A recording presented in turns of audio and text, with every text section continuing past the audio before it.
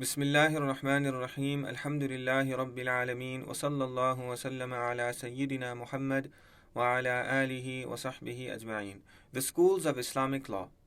There are four schools of Islamic law: the Hanafi school, the Maliki school, the Shafi'i school, and the Hanbali school. Some of us may have heard of these schools before, and others may not have. The goal of this lesson is to answer the question, what exactly is a school of Islamic law? And we'll begin by examining a definition of the word school. What do we mean by the word school when we say the phrase school of Islamic law?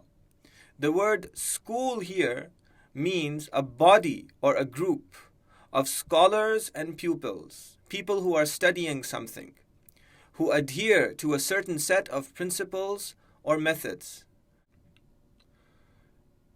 So the Hanafi school is a body of scholars and pupils, people who have been studying the answers to certain perennial questions regarding human responsibility, and all of these scholars and pupils are joined because they adhere to a certain set of principles or methods.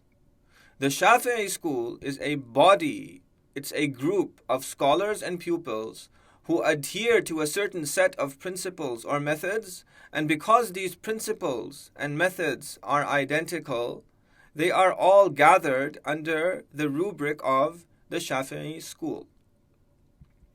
So if we consider Islamic history, our calendar began when the Prophet ﷺ emigrated from Mecca to Medina. And at the time of recording this lesson, 1,432 years have passed since this momentous event.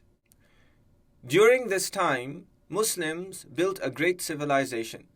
They built monuments, they excelled in science, they excelled in the technology of their time. They built a great civilization. The question that comes to mind at this point is that during this great civilization that has spanned 1,432 years, what questions preoccupied Muslims? Now, Muslims, they have answered the fundamental question of purpose. They know why they're here. They know that the purpose of their existence in this world is to worship Allah subhanahu wa ta'ala. Because they are driven by this purpose, they have asked certain perennial questions during these 1,432 years. These perennial questions include questions about prayer, questions about the details of prayer, such as, where exactly should I place my hands when I stand in prayer? Should I say Ameen out loud, or should I say it silently?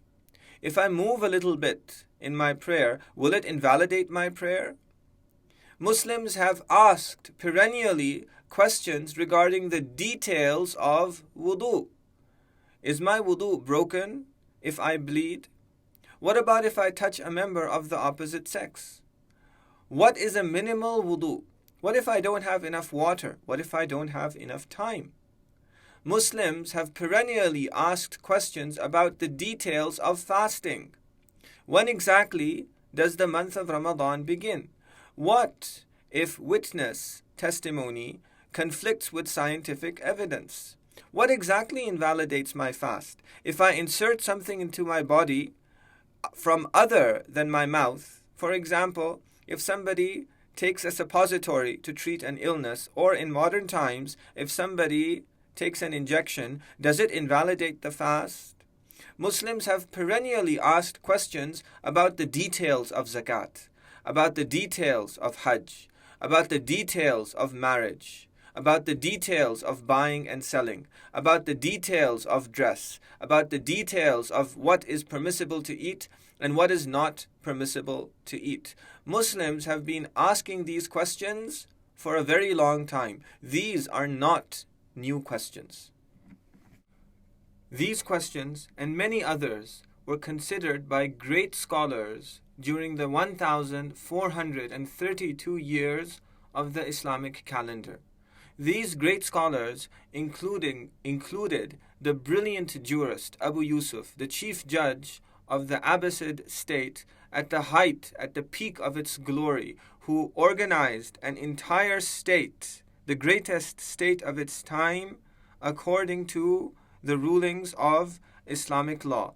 These great scholars include the famous Imam al-Bukhari, who was the greatest Imam in Hadith who ever lived, who painstakingly sifted through reports attributed to the Prophet ﷺ to produce the most authentic book after the Quran, to help us answer the perennial questions that we just examined, and to help us answer many, many other far more difficult questions.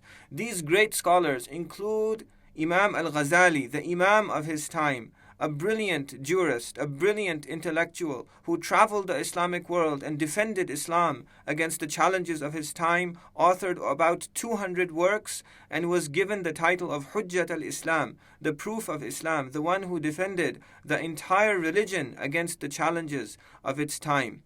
These great scholars include Imam al-Nawawi, the pious and God-fearing scholar whose fame makes him free of being introduced. He was a great scholar of hadith and Islamic law, and his book Riyadh al-Salihin, The Guardians of the Righteous, is on almost every single Muslim bookshelf all over the world. These great scholars include Imam al-Baydawi, the great judge who was born near Shiraz in present-day Iran, and he wrote one of the greatest commentaries of the Quran that has ever been written, called Anwar al-Tanzil wa Asrar al-Ta'wil, famously known as Tafsir al-Baydawi, that has been studied since he wrote it all over the world.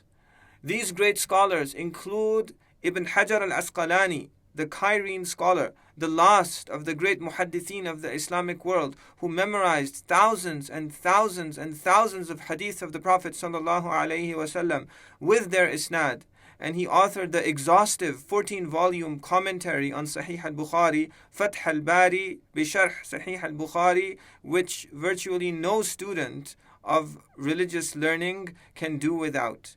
These great scholars include Mullah Ali al-Qari, a great Afghani scholar born in Herat, but who moved and lived and died in the holy city of Mecca, who authored books in many, many Islamic sciences, and he is more famous perhaps for his expertise in hadith and in jurisprudence, Hanafi fiqh, and in the discipline of aqidah. These great scholars include the very recent great scholar Ibn Abidin, a Damascene Hanafi scholar who mastered the work of the jurists who had preceded him and became the point of reference of Hanafi scholars all over the world.